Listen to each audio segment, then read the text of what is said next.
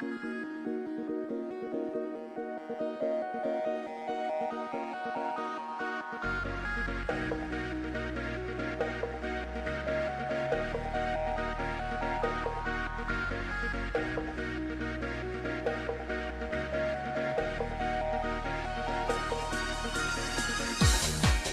about time I got to talk about my favorite game series of all time. While some of the Ratchet and Clank games have been duds, most of them have been great and in some cases downright masterpieces. The reason I love these games is they have great weapons, humor, graphics, and of course, level design. The Ratchet and Clank planets are some of the most interesting planets in sci-fi in my opinion, rivaling stuff like Star Trek and Star Wars. Counting down 10 was difficult, but I think I narrowed down my favorites. Now I have one rule, only 3 planets per game, or else going commando would dominate this list. Now with that being said, here are my top 10 favorite Ratchet and Clank worlds.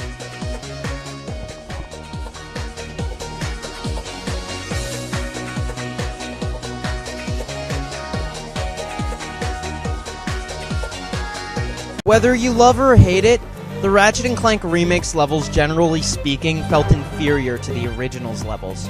I don't know why it's like that, but it is.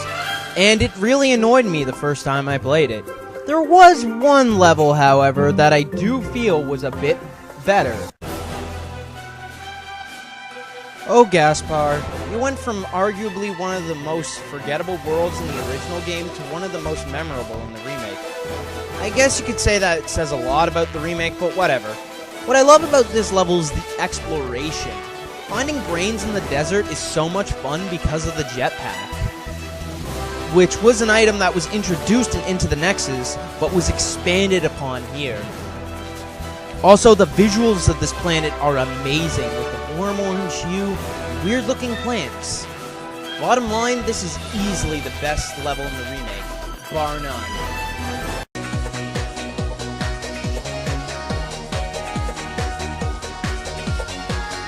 Kerwan is by far the most iconic planet in the Ratchet and Clank games, and for good reason. It's the planet that Insomniac uses to test the power of the next-gen hardware. There have been 4 different iterations of this planet, 5 if you want to count PlayStation All-Stars. And my favorite is easily the one in Tools of Destruction. This level is incredible in every sense of the word. When 7-year-old me saw the buildings on this planet blow up, my jaw dropped. This planet felt so alive, and it made me realize my dad made the right decision when purchasing the PS3 over an Xbox 360.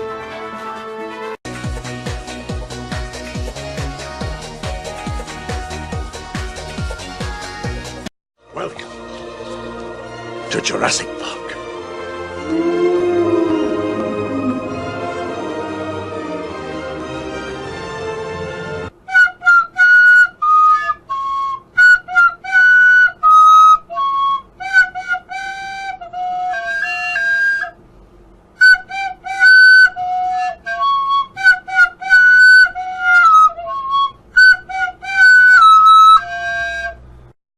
Sargasso is one of my favorite open-world planets in the series. The power of the PS3 really shines here with how much goes on at once. Another thing is to note is the wildlife, which is all pretty creatively designed. It really does make you feel like you're in a prehistoric world. There's also plenty of technology in this planet, which makes it kind of feel like Jurassic Park. The plumber also makes an appearance sporting a new voice actor, and that's when we stop talking about this planet.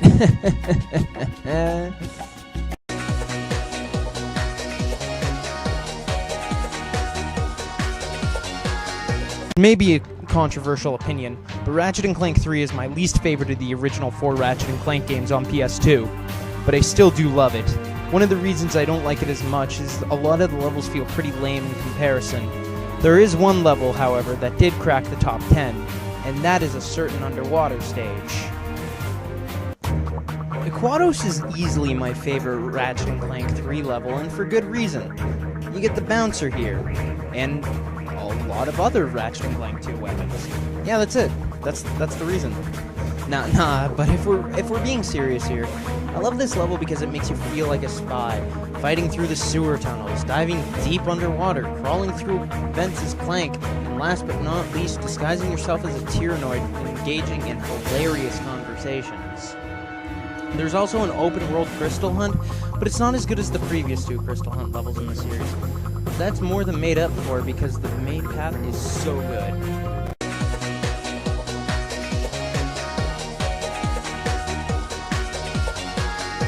Is technically cheating because there are multiple levels, but yeah, I love the Clank levels in A Crack in Time. Well, they are slower than Ratchet's. It's about time they gave Clank some decent levels after 7 years of dealing with this.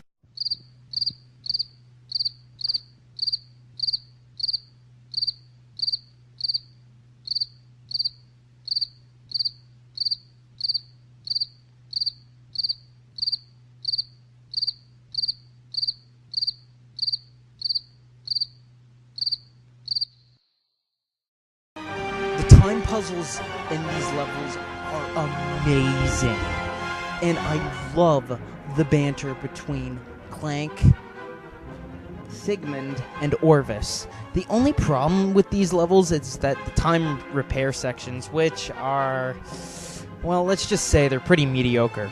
But other than that, these levels are easily the highlight of A Crack in Time for me.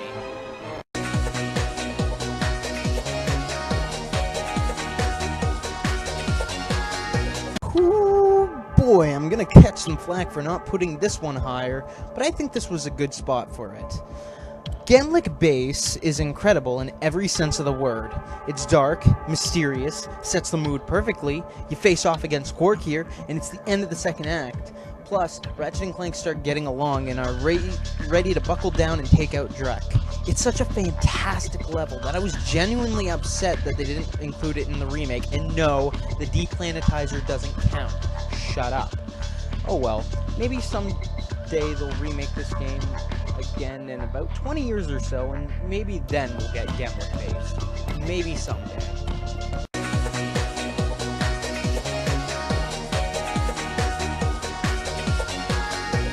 Bar none, the most iconic planet in all of Ratchet and Clank 2, and for good reason. The music fucking bops. Other than that, there's 3 challenging paths, and the entrance to the Insomniac Museum, which is one of, if not the greatest Easter egg in all of gaming. This planet really does test you. It's the end of Ratchet and Clank 2's second act, and boy does it show. The enemies really do test you, as well as the platforming, and it really does feel like a bustling city with a bunch of traffic all over the place.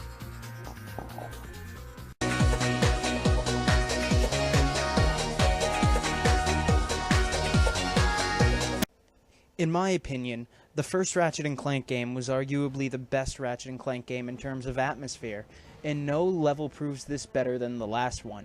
Velden, you're back to where you started. Your planet's about to be destroyed, and there are armed mass mercenaries everywhere, and any upbeat vibes that the first level gave you is completely gone. The music, which I also have to give credit to, sets the mood perfectly. Then there's the climax, which is just phenomenal. You think it's gonna be easy because you're Giant Clank, but then you get fucking pranked and you're left to face off against Drek on foot, till you finally face off against him on the planetizer and you have to stop Drek before your planet blows up. Truly the best final level in Ratchet and Clank history.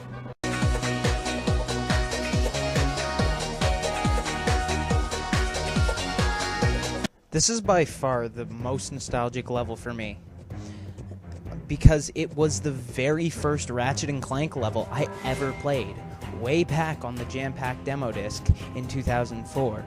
It's such a classic level. It's the first level to show you how evil and shady Megacorp is. The green skies and polluted water, as well as the Darth Vader looking enemies, say it all. It's also when the game ramps up in difficulty, and how could I forget one of the best one-time characters, the mathematician. Then you have the Giant Clank section, which is actually pretty fun. But what level can beat Dobo? Well...